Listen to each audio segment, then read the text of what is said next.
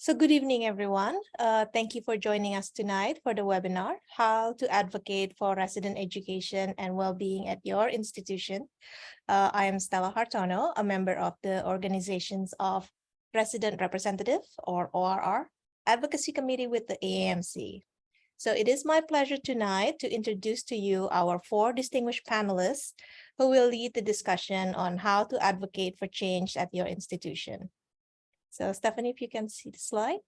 Yeah, so to begin with, we have Dr. Teshamae Monteith, who will discuss what is advocacy and how to advocate in different ways. So Dr. Teshamae Monteith is an assistant professor of clinical neurology at the University of Miami Miller School of Medicine. So after graduating with a medical degree at University of Miami Miller School of Medicine, she completed neurology residency at New York University and then pursued two fellowships in headache medicine at Thomas Jefferson University and University of California, San Francisco.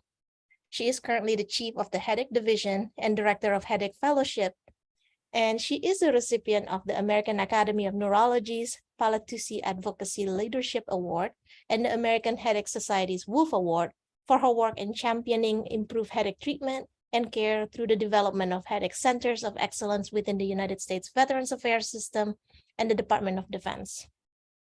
She's a highly regarded lecturer, author of numerous publications, and has served on several advisory boards. And next, we have Dr. Erin Marcus, who will provide institutional perspective and what motivates people at the top to make changes. So Dr. Erin Marcus is a professor of clinical medicine in the Department of Medicine, divisions of general internal medicine at the University of Miami Miller School of Medicine. She has served as an associate program director at University of Miami Jackson Memorial Hospital Internal Medicine Residency Program and a director of the Academic Internal Medicine Residency Training Clinic since 2014. In 2015, when the residency program switched to block scheduling, she spearheaded the development of an ambulatory academic half-day. She has also instituted educational initiatives in the residency program, including a medical humanities project and an advocacy curriculum, and serves on numerous departmental and hospital committees. Next, we have Dr. Allison Webb, who will discuss the role of residents' representation in SCGME and other associations and how that can be used to leverage changes. Dr. Allison Webb is a general medicine psychiatrist with William Beaumont Army Medical Center. So she completed her undergraduate medical training at Duke University School of Medicine and a master's in teaching from American University. She did a year as a scholar in the FAHS Medical Leadership Program while completing her combined internal medicine psychiatry residency program at Walter Reed National Military Medical Center. So during her membership in the ORR with the AAMC, she serves as a chair, as well as a resident representative to the group of women in medicine and science. Her interests include how to teach medical students and residents to become physician leaders and reducing physicians' cognitive biases. And last but not least, we have Dr. Christine Panganiban, who will discuss her experience in changing parental leave policy for fellows pursuing specialty training in allergy and immunology. Dr. Christine Panganiban graduated from allergy and immunology at UC Irvine as the chief fellow. So she is currently practicing at Hoag Medical Group, and she is the current past chair of the American Academy of Allergy, Asthma, and Immunology Fellows in Training Committee, and an incoming secretary for the new Allergist Immunologist Assembly. So before we get started, if you have any questions, feel free to drop it in the chat, and then we can answer that towards the end of the webinar. So Dr. Monteith, if you want to start. Yes, thank you so much for the invitation. I could talk about advocacy forever. It's one of my favorite topics. Advocacy is really a powerful tool as I would say in any level of profession. So not just in residency or internship, but also as an attending, as a professor. And it's really important to know what that is. I think we do advocacy all the time, kind of inherently. Most people that want to become a doctor, they want to change, they want to make things for the better for patients, but also for our profession. But doing it on a very conscious level is a very different thing. So we're going to talk about what advocacy is and how is it done. Next slide. So the first thing to know about advocacy is that it's speaking on behalf of others or yourself for a cause that you are very passionate about. So you're doing this, and oftentimes it's doing it through policy change, and like I said, a very strategic way. And advocacy can be used for many things. Patient advocates, actually, you don't have to be a physician. Patient advocates make the best advocates. But as a resident, you can certainly advocate for your own well-being, and not just advocating for your own well-being, but understanding that the process of advocacy or getting involved in advocacy activities is a delightful feeling. It's a community-oriented feeling. It connects you with others within your institution, but also nationally and sometimes even internationally. Next slide.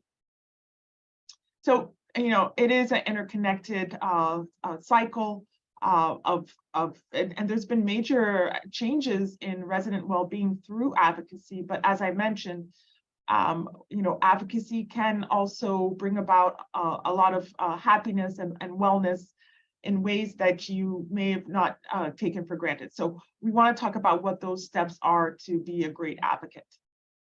Next. So the first thing is understanding what your goals are. What is the issue that you want to take on? I mean, honestly, there's so many issues within healthcare, managing patients, your day-to-day experience as a resident or a fellow.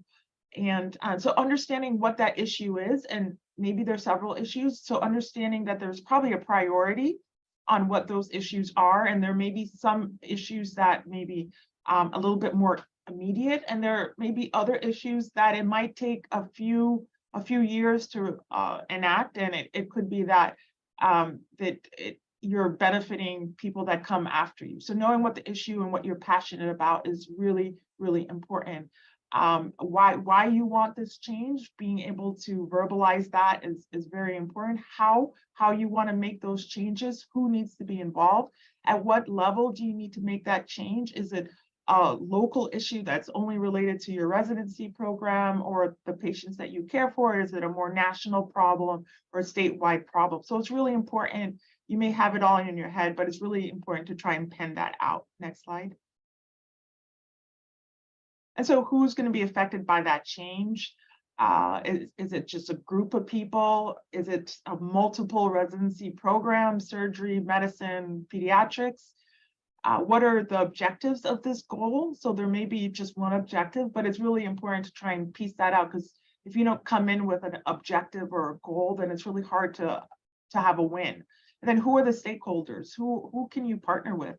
It might be that there are many people that could be on your site that have a similar interest in what your advocacy is. Maybe they have a different reason for why they're interested or want to see that change.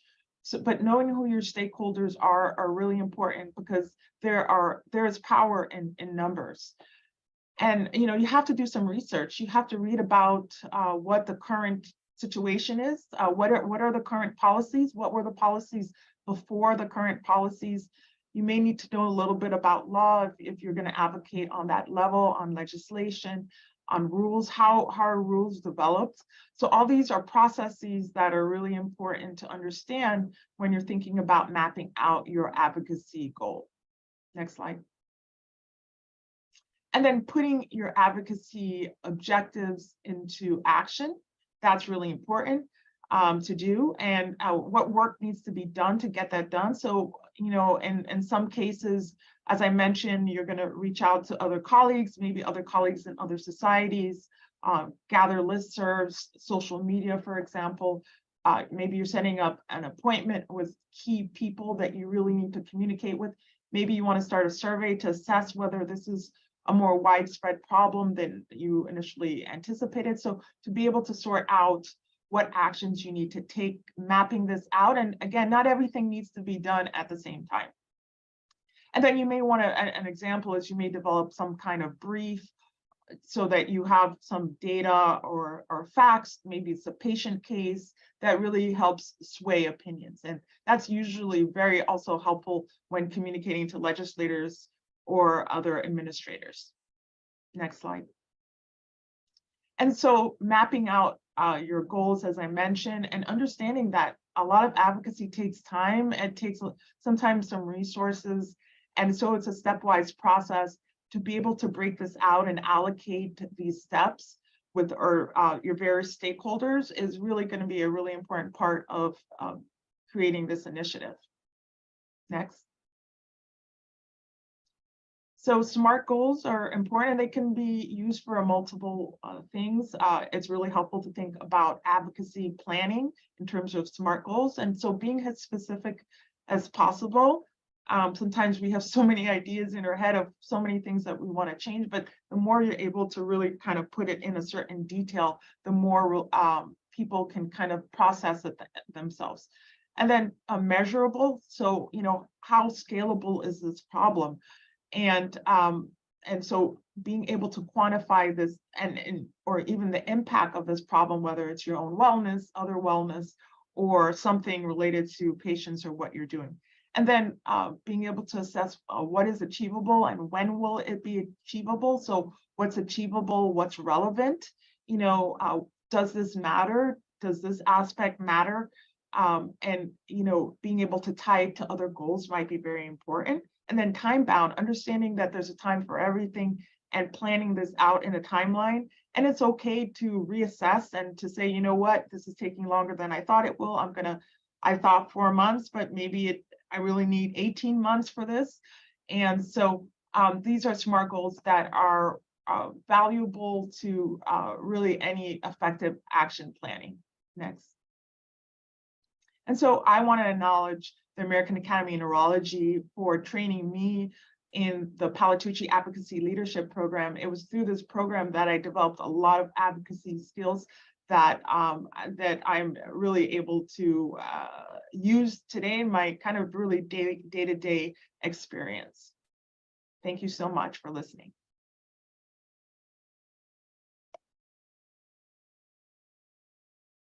Okay, thank you, Dr. Monteith.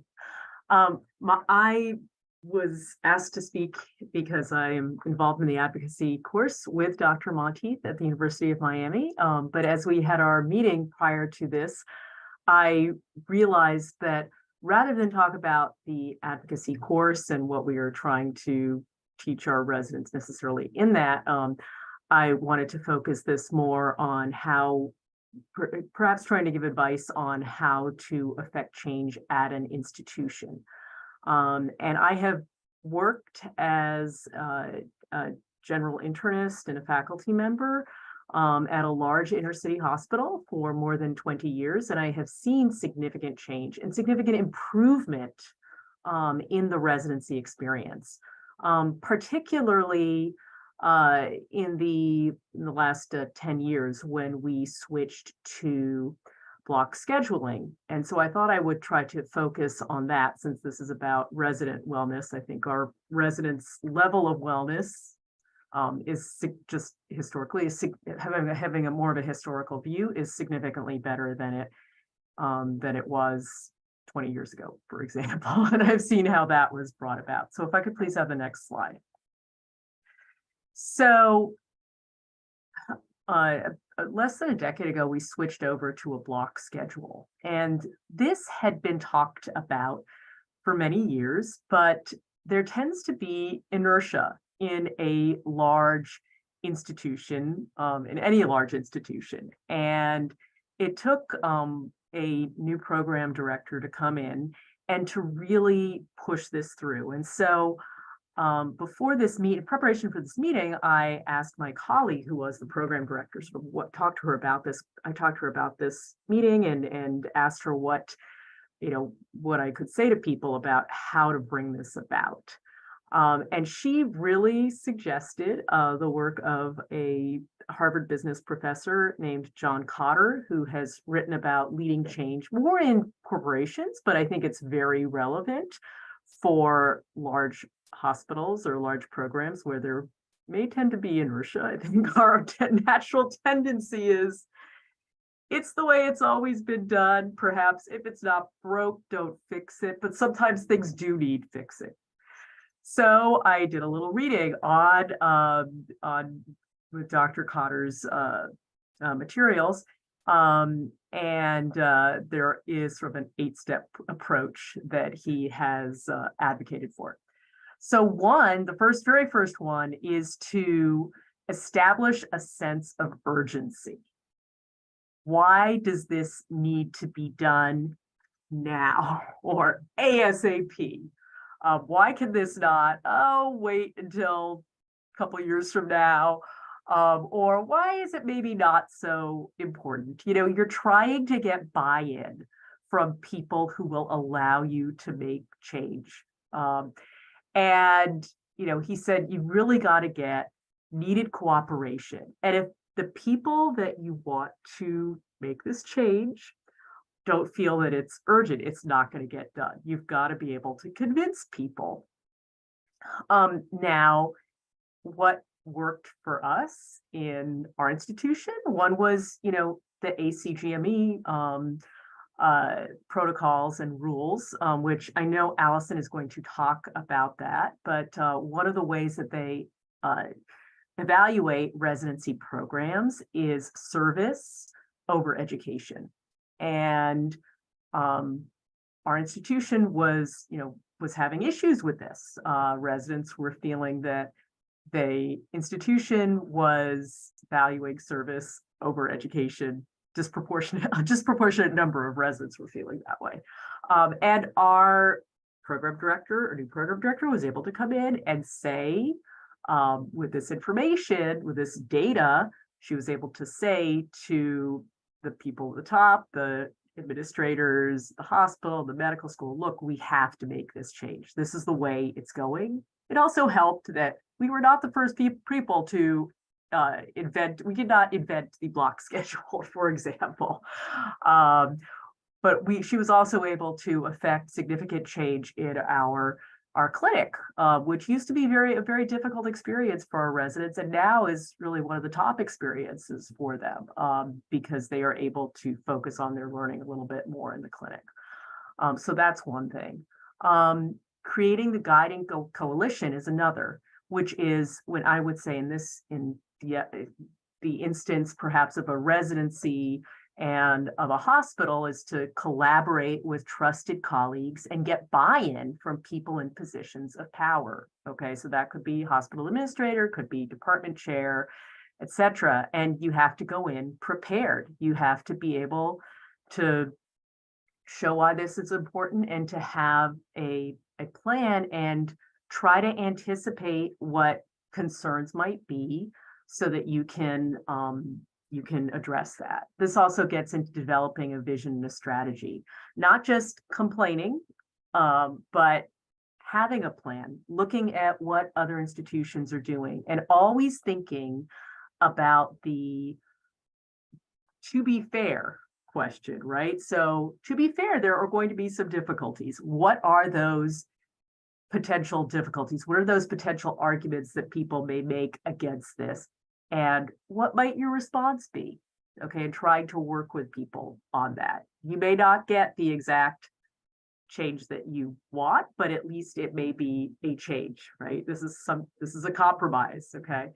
That goes into the developing a vision and strategy, and then communicating the change vision. So have a professional proposal. If you're a resident, perhaps practice giving the talk that you're going to give, your little brief spiel on how this is going to get done, and having a very clear and clearly written proposal. Empowering broad-based change, try to get buy-in from perhaps other departments or other workers there. And then, when you do start making changes, celebrate the little things that occur. And as you make these changes, acknowledge them, celebrate them, and the final one would be anchoring new approaches in the culture. And I think that for this would be, looking at what you can do better and constantly reevaluating. That is all that I'm going to say. I'm going to go to Allison next, and she will talk about the ACGME rules and things that may help you in leveraging the system. Thank you so much, Dr. Marcus. And it is so nice to be back with the ORR family. I think I was invited to this talk because I'm a relatively recent resident, and through learning about advocacy and making change through the ORR, was able to use those skills and knowledge to make changes at both my training institution and then at institutions since. So next slide.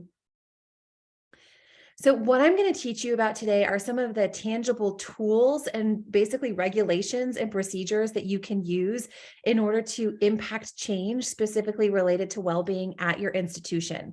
So my first takeaway is to understand the ACGME common program requirements. This really is for any resident, but especially if you are a resident leader or a resident interested in wellness, you must have these almost like printed at your desk, in your pocket, ready to advocate for improvement in your program. The next thing I'm going to teach you about is a little bit about the GME structure in general at institutions and how you can leverage that to make change. And the last key point of my small talk is to really have you engage in formal representative roles and just talk about the power that those roles can have in your own personal and professional development, but in also advocating for other residents that you're leading. So next slide. Okay, so if you aren't aware, the ACGME is the body that accredits your GME residency programs. So why is that important? Why is accreditation so important? Well, first, you need to be a graduate of an accredited program in order to sit for your boards. So that's a very important piece there. But also, if a program loses its accreditation, they actually lose funding. So there are dollars, Medicaid dollars, that come with accreditation for your GME programs, the fact that you take care of these patients. And so institutions are rightly so incredibly motivated to maintain that accreditation. So the ACGME is that body that accredits your organization. They also come out with these common program requirements, and they lead in areas of research and education. There's the specialists on how we do graduate medical education. Next slide. So I've mentioned many times already the common core program requirements, and this is a guiding document for really all GME programs on how to run the oversight of their program, personnel, appointments, guidelines about the whole educational program, and evaluation and the learning and working environment.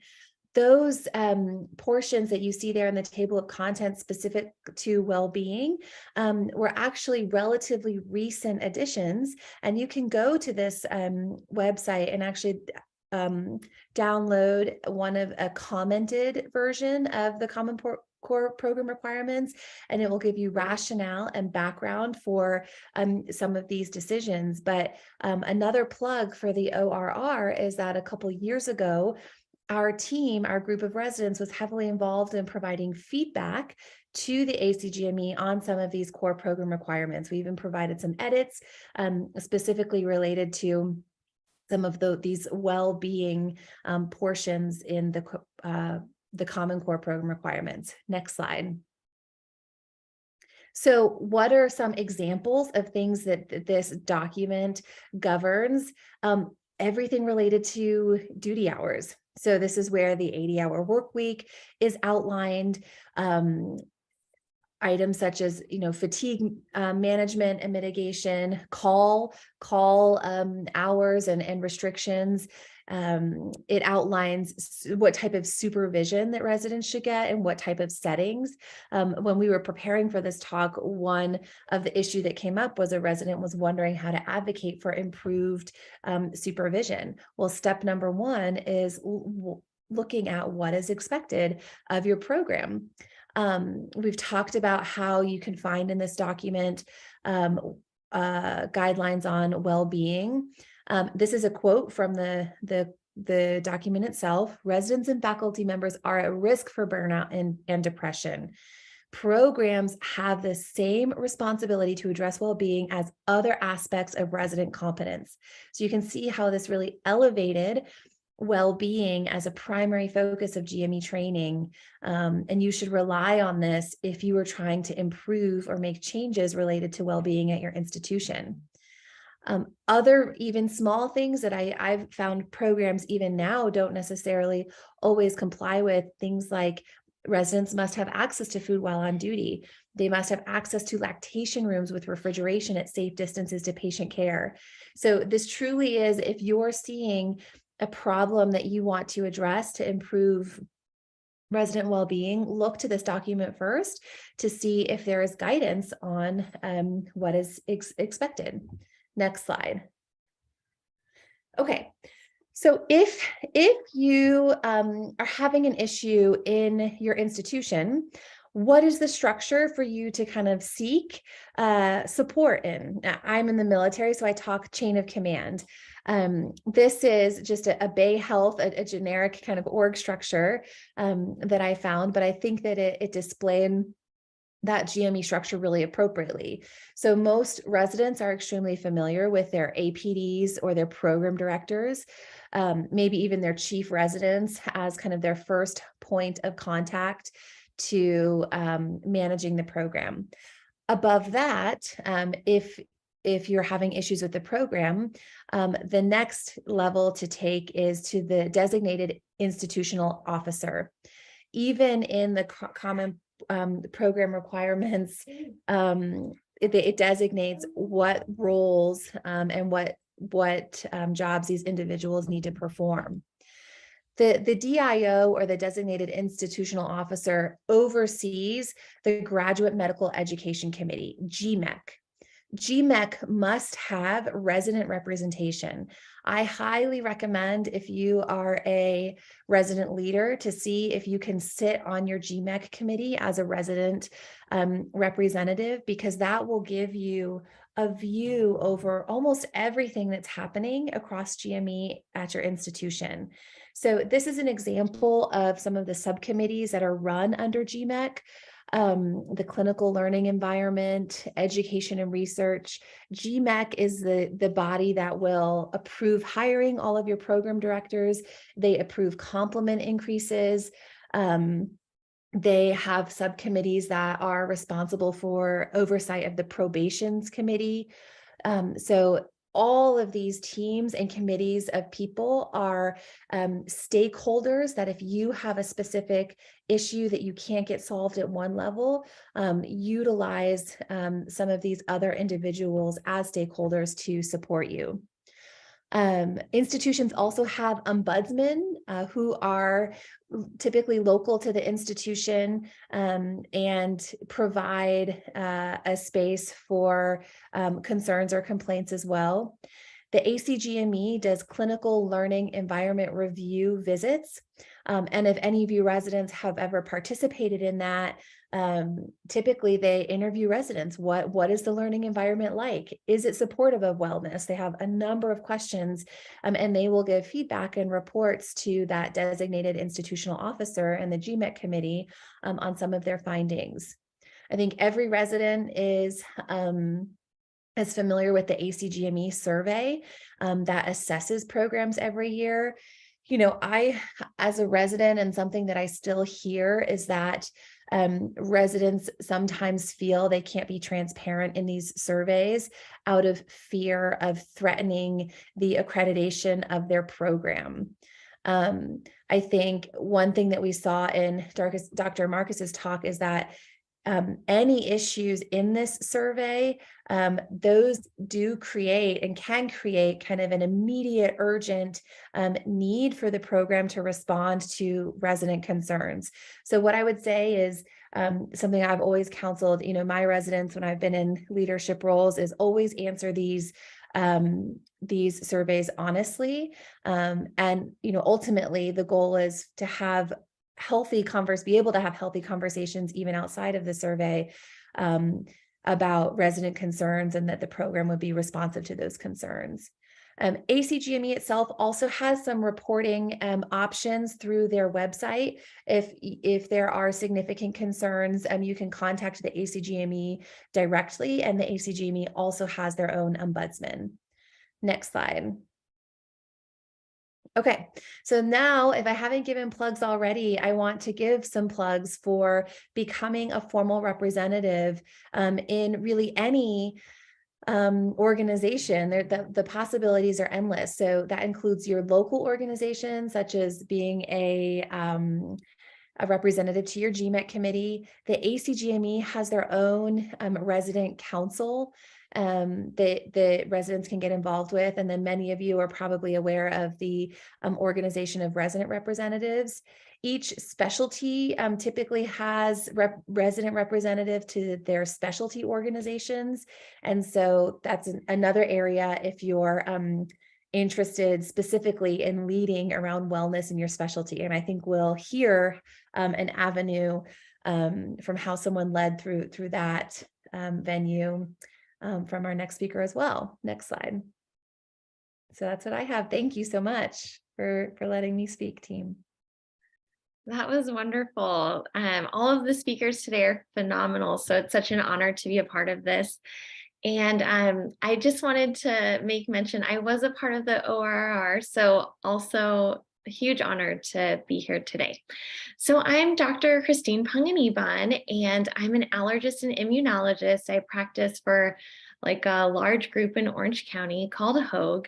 I currently hold a leadership position in the Quad AI, so that's our national allergy organization. And then my role will be ending next week, and I'll be starting a brand new national leadership role next weekend. So next slide. All right, so today what I'm going to cover with you is the power of asking for change, because sometimes the hardest thing to do is ask for what you need or what you want. I'm also going to be giving some advocacy examples of ways that I was able to advocate for change locally within my fellowship program. And I actually was going to add a little tidbit because I saw the lactation room being mentioned. So something I was able to advocate for in my residency program, and then also cover some of the things that I've done nationally as well. Next slide. Okay, so I think this is pretty straightforward, but I just wanted to sort of walk through it. And then I also wanted to take a step back. So one of the things that I have learned is that oftentimes when someone needs something and they're in some kind of a relationship, whether it be at work or personally, one of the biggest issues is just being able to communicate what their wants and needs are.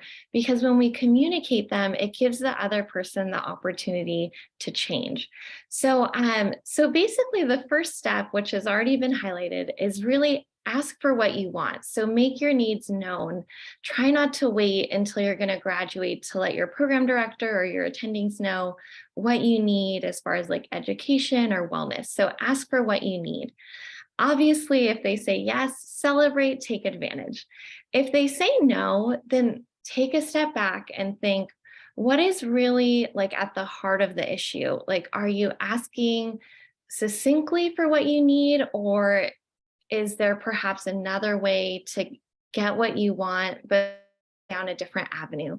So, so often what I'll say is like, let's say you ask, you know, you're attending and they say no. Well, maybe ask the program director. Well, what if the program director says no? Maybe reach out to the chief of your department or reach out to ACGME.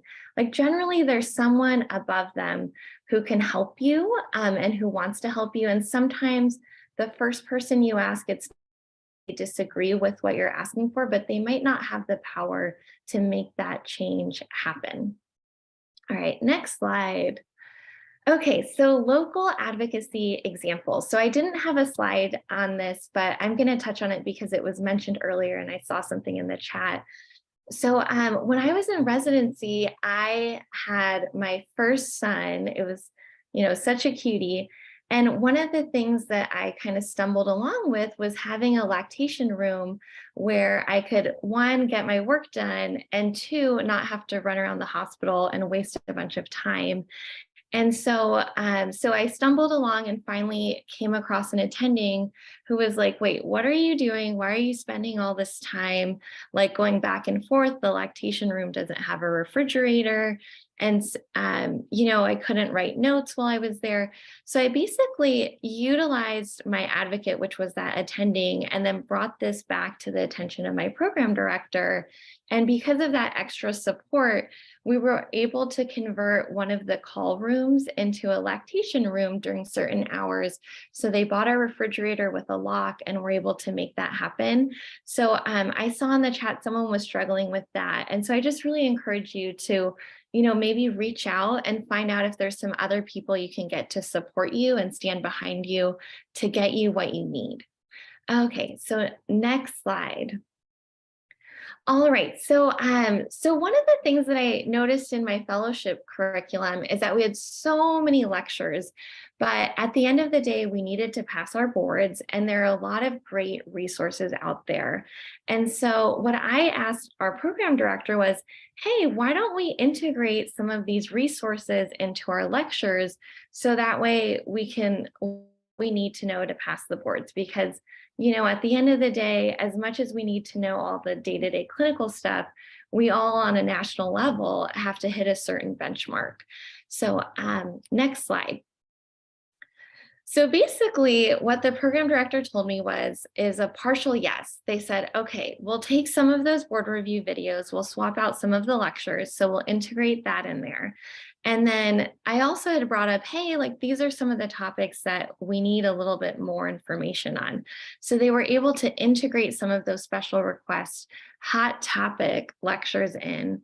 And so, and then one of the other things was they integrated like board review clinical pearls, like highlighting those for all of us while we were in our lectures, because I had voiced, my concern that, hey, I really want to make sure we're covering all those hot topics. So what about all the other material that we weren't covering? I basically changed my game plan. So in allergy and immunology fellowship, our programs are much smaller than, internal medicine or pediatrics. So for me, I had my co-fellow first year where we basically instituted our own curriculum outside of fellowship, where we covered all of the board review video lectures, we covered the whole board review book together, and basically had a schedule, would meet up, ask each other hot topic questions, like could potentially be on our in-service exam. And so, so the point here is that I asked for a big ask. They said, we can do a little bit of that. And then the rest of what I wanted, I just figured it out between me and my co-fellow. So I feel like sometimes you're going to get what you want, and then sometimes you kind of have to go back to the drawing board to make things happen. Next slide.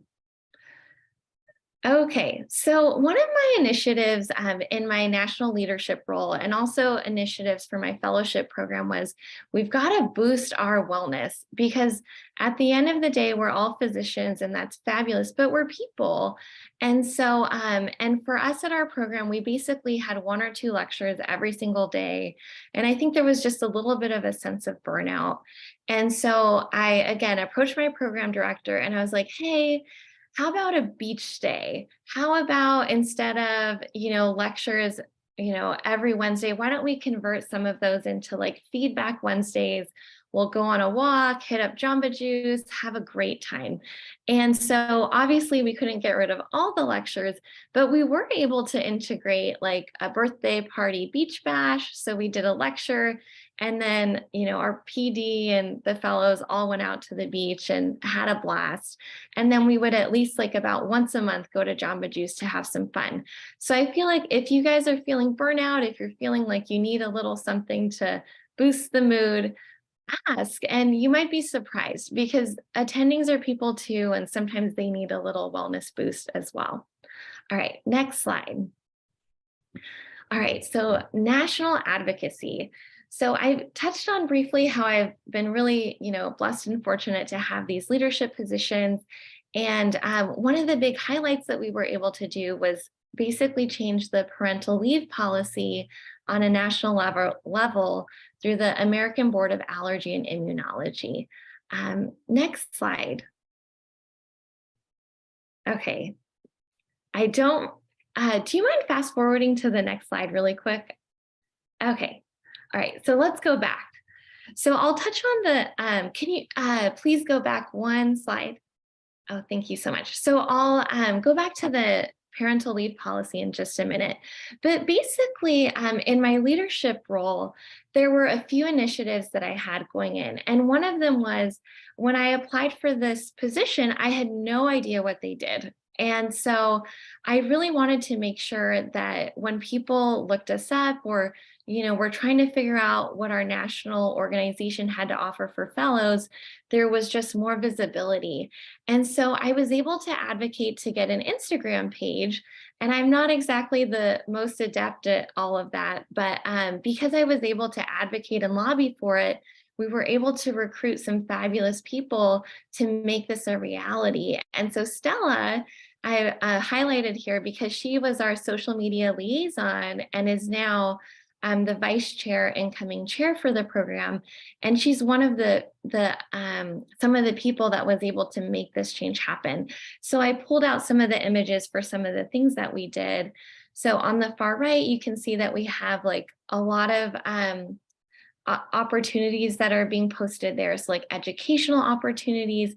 We also plug wellness. So we have like a thing called Wellness Wednesday where we've got some inspiration for our allergy fellows. And then we're also able to have these networking and mixer opportunities where we have people like the board, like someone from the board of the ABAI who comes and talks to the fellows. So I feel like we've done all these, really amazing things. And then the Fits on Fire aspect is we've been able to highlight all of the amazing work that fellows throughout the nation have been doing. So this didn't exist before I started in my leadership role, but we've been able to come a really long way the last 3 years by, social media, wellness, educational opportunities, and, just highlighting all these wonderful fellows. Okay, next slide. All right, so back to this parental leave policy. So this was really like a year journey. And what it started as was I obviously have a personal connection because I had my first kid when I was in residency. And when I got to fellowship, my 2 other co-fellows were having kids.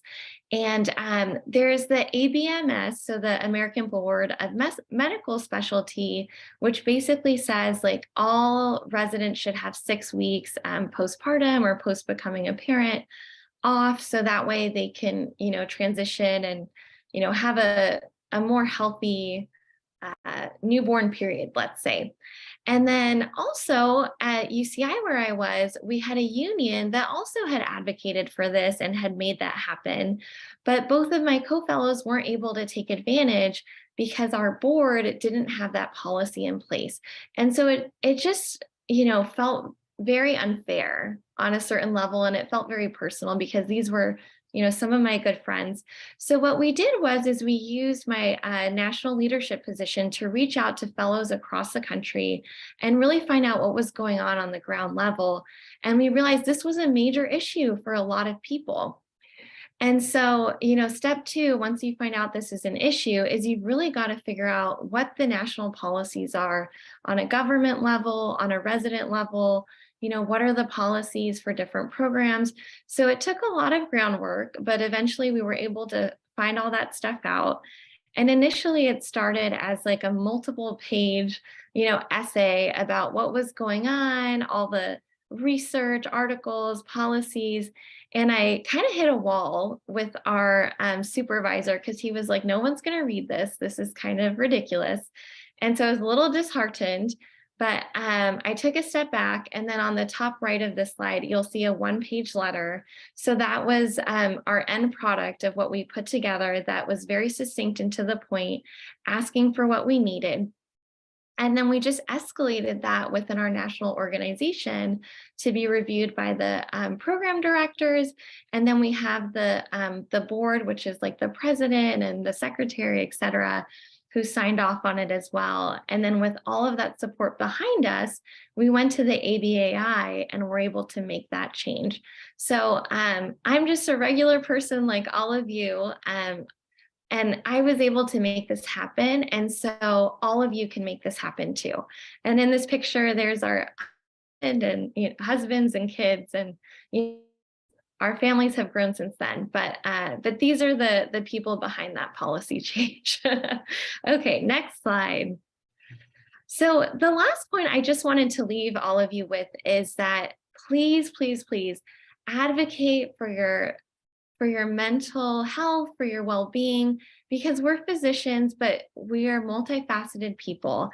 And at the end of the day, if you are having a hard time, if like something's going on in your life, if you have a major life event or a mental health something, know that there's lots of doctors who will take a step back. I know some people who even took a year off and now they're fully fledged attendings and able to do what they need to do. Don't ever feel like you're stuck. I want you all to know that, yes, advocate for policy change, advocate changes within your program. But if there's ever a really big issue, please like reach out to your program, take a step back, do what you need to do to prioritize your mental health, because you're so important. All of you are fabulous physicians and you're going to make a big difference. But if you need some time off, that's okay. So next slide. Thank you so much for listening to me and my journey. I hope I didn't talk too much. This is a picture of my beautiful husband and my cute little guys. Thank you again for having me.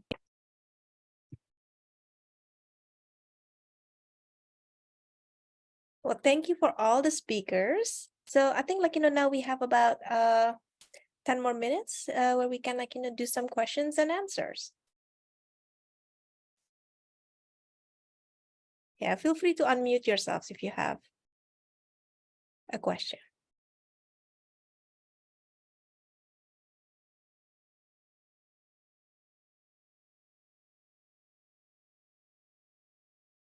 All right. Well, I do have a question, and this is kind of something too that someone brought up in the chat, that you guys speak about common program requirements, but I think sometimes some residency program kind of interpreted it a little differently than I think what the the spirit of the common program requirements are. So when you're encountering that kind of situations, what are your advice about how to go about it?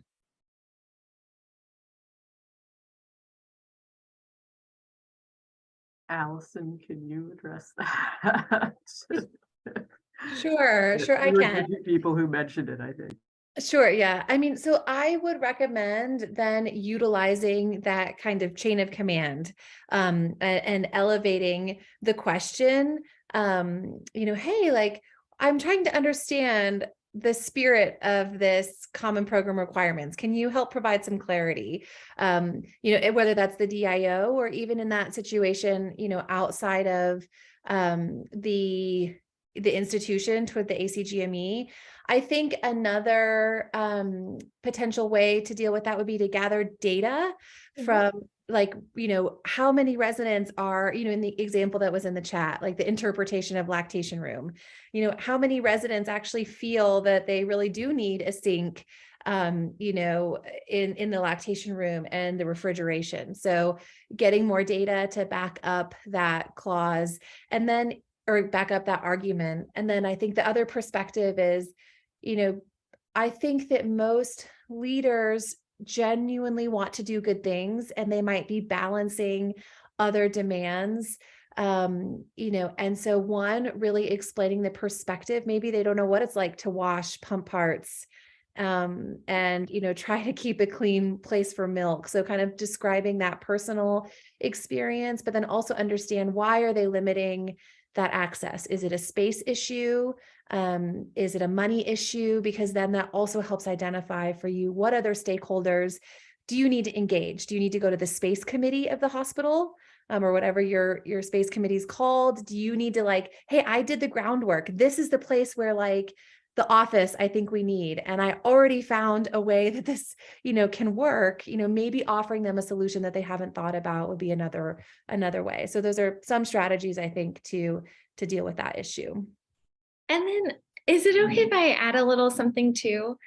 So as far as the specific lactation room, I think something that helps people understand it is productivity, okay? Because as a resident, you have to see patients, you have a lot of work you need to get done. And so one of the things that I said was, well, when I'm in a lactation room, I'm sitting there and I'm doing nothing. That's so much wasted time where I could be putting in orders, I could be writing notes, because they want you to be productive. And so that was how I was able to make a lactation room in a call room, because there were computers in there. And then the other thing that not necessarily I've done like in residency, because luckily they had funding to buy the refrigerator, but at post-residency attending jobs, I've been like, I will buy the refrigerator, I will buy the lock, I will pay for all the things that need to be paid for. So it eliminates that barrier. So, I mean, not saying you need to do that, but sometimes like you just have to get inside their head. Like, why are they saying no? Is it a money issue? Is it a like lack of understanding that you're wasting? Let's say you're pumping twice a day, an hour each day of time you could be executing orders for your team. So you just have to put it in a way that they can understand and that they can get behind. And so, so for me, luckily I had that attending that kind of nudged some people along, but I think the productivity aspect is a really good way to go about it. And No, that's I very think true. if you're talking about something like that, I mean, I also think, again, trying to find allies, like as was mentioned, I mean, for something like pumping breast milk, I mean, I would think that I would hope you'd be able to get a pediatrician, perhaps if there's a pediatrician in a position of power in your institution, to put in something for this, or if there's some sort of women in medicine advocacy committee, perhaps quietly going to those people and asking. And I know it's hard if you're a resident, but I do think that there are attendings who have these interests who would be willing to talk to you. But again, I would probably do it quietly, just say, hey, Dr. So-and-so, I see that you're on the Women in Medicine Committee, or I don't know. For example, we're all sort of focusing on the breast pump thing, which I kind of think as physicians, it's kind of sad that That it is that we have to fight for this. I mean, hello, as a public health person, this is kind of retro that people aren't aware of the importance of this, but try to find kind of do your due diligence, try to figure out who are attendings who are involved in certain issues at your hospital, and perhaps quietly go to them and explain your situation, that you are in a delicate position as a trainee, but I think trying to get them involved to perhaps see what they can do to help. Thank you. I think Susan has a question. Yes, being a good girl and raising my hand. Oh, thank you. So thank you all the speakers for this talk, and the residents and doctors here. I recently just became a residency program manager, and that's why I'm here to kind of broaden my horizons for my residents. But I'd be really curious to hear, I heard a lot of references to the program directors, the DIO. How about your program managers and program coordinators as they're managing the residents? Have they been instrumental, and are any of them here too? I mean, you guys can give me a little thumbs up virtual for those that are on video, but really curious to see how you feel the program managers and program coordinators for these residency programs can do these, not do these, but play these advocacy roles. Thank you. I think that it is, if I'm addressing residents as my audience, I think it is key to be respectful of the administrators in your program, and and engage them and tell them what you're up to. I mean, they want to be involved, and I think that they can be, and often they're right there with the program director, and they get to know that person well. So you want to make a good impression on them, and know that they can be, hopefully they are, your allies. So any other comments? I've actually seen program coordinators be the most amazing sensors for specifically resident wellness, and one of the best advocates in that way. And they've been able to kind of elevate problems to the program directors in ways, and particularly for residents that maybe didn't have the voice themselves. So I've found that very powerful. So thank you for your role and for being here. And for being that kind of sensing session for the residents and place for support. Yeah, in my previous residencies, like we have a pretty big residency. I'm in pediatrics over at Baylor, Texas Children, and we actually have 65 residents, which is a little crazy. So yeah, so the program coordinator is actually the one that we interface most of the time. Our program director is wonderful, but again, with 65 residents, she's it's just just a little too much. So yeah, our program coordinator is actually the one that's sometimes help raising some issues that because she just we're dropping by at the office, just talk to her, and then she kind of rail it down to the chain of command, like you said, Allison. Thank you, everybody. That's very nice to hear. Right. Any other questions or comments that anyone has? I have one comment only because we focused on lactation. And I know that this might not be for everyone, but I feel like as a woman, I want to say it on this. I pumped in workrooms. I pumped while rounding with my team, and with mostly men present, and completely covered, but they were very supportive. So your programs should provide you all of the resources to be able to do that. But please from me, feel empowered to be courageous in doing what you need to do for your babies. Thanks for letting me say that PSA, sorry. All right. Well, it is actually 9 o'clock now. So again, thank you everyone for your time, and thank you for our 4 amazing speakers. I hope you guys enjoyed the webinar.